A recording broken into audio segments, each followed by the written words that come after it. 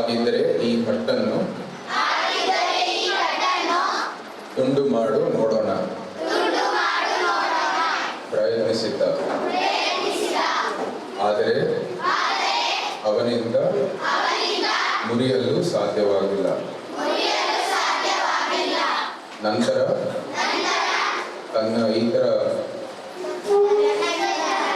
ಮಕ್ಕಳಿಗೂ ಕಡ್ಡಿಗಳ ಕಟ್ಟನ್ನು